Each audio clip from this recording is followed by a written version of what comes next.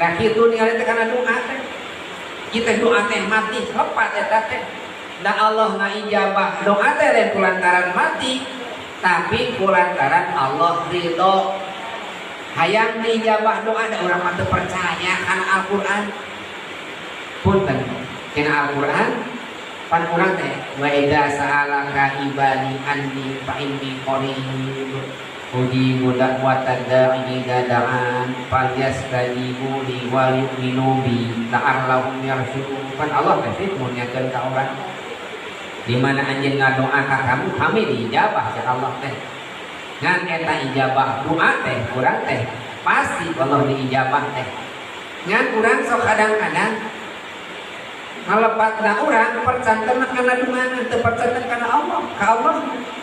Sing percanten ka Allah na bade ngadoan kumaha oge. Tapi nu dipercanten Allah ngan sareat ngadoa doa anu paling gampang diijabah ku Gusti Allah.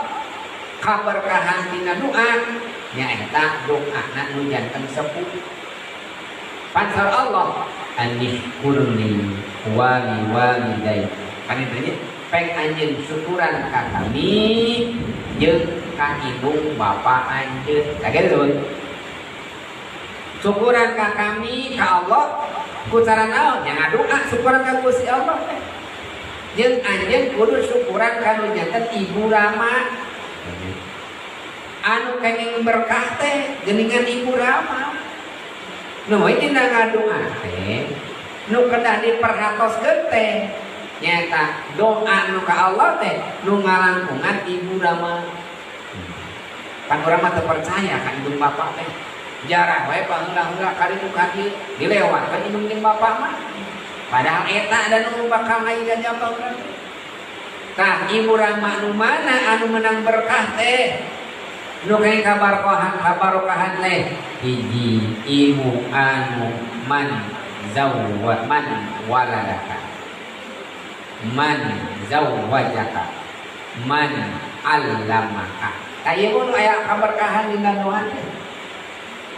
Ulah jauh-jauh ku indung bapa anu tilu ieu man zawwat man waladaka. Jalmi anu ngalahirkeun nyaeta ibu Rama asli.